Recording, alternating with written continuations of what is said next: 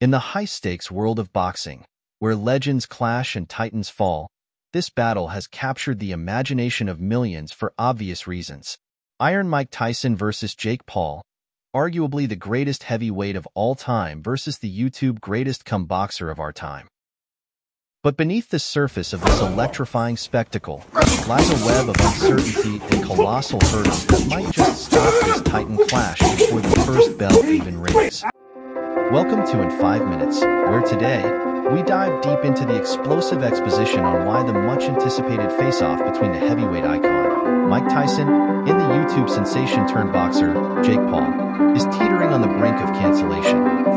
Ladies and gentlemen, fans of the sweet science, you are about to get a rapid-fire breakdown of the complexities, concerns, and regulatory measures that stand between us and what could be the fight of the century.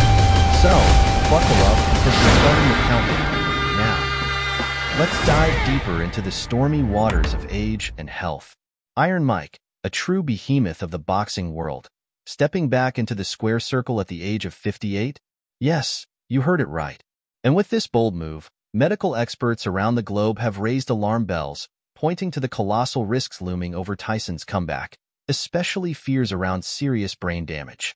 Remember, every punch, every block, carries weight far beyond just physical impact. Age isn't just a number, not in the brutal ballet of boxing. With Tyson's last competitive bout in the rearview mirror, dating back to 2005, the concern isn't just about being match fit. It's about the very real, irreversible impacts that such a late return could have on his health. Long-term brain health, reaction times, bone density, muscle recovery, the list goes on. Now, the big question on everyone's mind. Can Tyson navigate the rigorous medical examinations laid out before him? We're talking about a series of tests designed not just to tick boxes, but to ensure that an athlete is in peak condition to compete without risking life-altering injuries. These aren't your average high school physicals. They're comprehensive evaluations that scrutinize every aspect of a fighter's health. And as the clock continues its inexorable march forward, the sands of time aren't doing any favors for Iron Mike. The physical prime of an athlete is a fleeting moment in the grand scheme of a lifetime. Tyson's daring defiance of Father Time just goes to show that it is not about his legendary willpower, but also a high-stakes gamble with his legacy and health. This is a battle against time itself, against the very limits of human endurance and the immutable laws of nature. And if there's one thing we've learned from watching Tyson over the years, it's to never count him out. Gauntlet of medical scrutiny that every fighter, especially those of a certain age, must navigate to enter the ring under the Texas Department of Licensing and Regulations. It's a regimen designed not just to test physical fitness, but to ensure the utmost safety of the athletes. First on the list tests is the electroencephalogram, better known as the EEG. This test dives deep into the brain's electrical activity, scanning for any irregularities that could signal underlying issues. For a sport where the brain is on the front line, the EEG is crucial in preventing catastrophic outcomes. You looking good, Mike. Next up, we have the electrocardiogram, or EKG. This isn't your run-of-the-mill physical exam. The EKG is a comprehensive look at the heart's condition, tracing every beat and rhythm to uncover any signs of heart disease or conditions that could be exacerbated by the extreme stress of a fight. But the TDLR doesn't stop there. They reserve the right to call for additional tests, tailoring their approach to each individual fighter. We're talking about advanced imaging tests, such as MRI scans, to look for any hidden injuries or signs of chronic traumatic encephalopathy, a condition feared by many in contact sports. And let's not forget about the comprehensive physical exams. These are no mere formalities. They are thorough investigations into a fighter's overall health, from their reflexes and balance to their vision and hearing. It's a holistic approach to ensure that stepping into the ring doesn't turn into a life-threatening decision. So, as we look ahead to the potential showdown between Mike Tyson and Jake Paul, it's clear that the battle begins long before either fighter steps into the ring. It begins with the battle for approval, a rigorous test of health and heart that demands the best from those who dare to compete. A boxing match isn't just about the clash of fists and wills in the ring. It requires logistics, negotiations, and meticulous planning behind the scenes, all of which must align perfectly. And when it comes to Tyson versus Paul, the complexity of this dance is magnified. First, there's the challenge of securing the venue.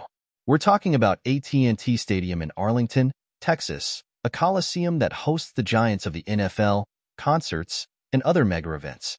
Locking down a date here isn't as simple as marking a calendar. Welcome to AT&T It's a high-stakes negotiation, balancing the schedules of the venue, fighters, and broadcasting partners. Around here, a lot easier to share your Then comes the fight card, the lineup that turns a fight into an event. It's not just about Tyson and Paul. It's about building a roster of bouts that can captivate the audience for hours. Promotion, too, is an uphill battle. In an era where attention is the hardest currency to come by, hyping a fight demands creativity, a deep understanding of social media dynamics, and a narrative that can ignite the public's imagination.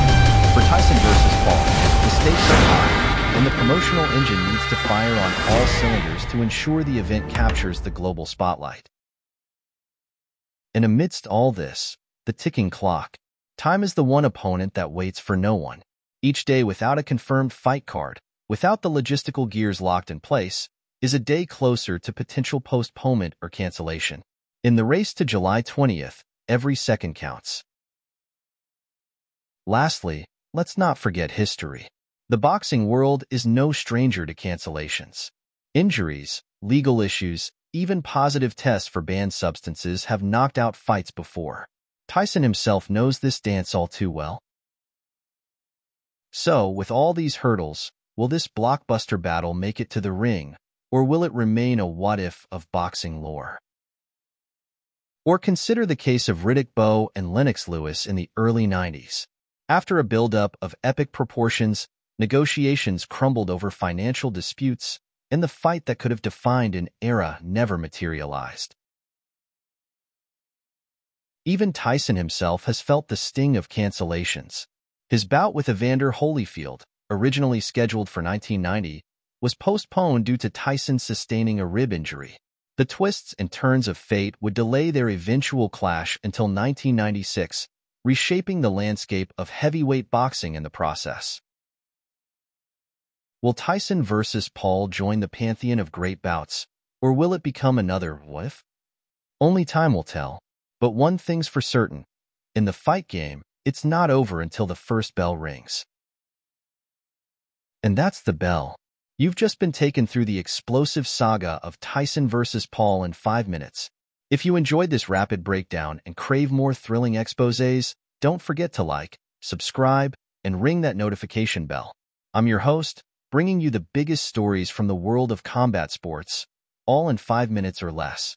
Until next time, keep your guard up and stay in the fight.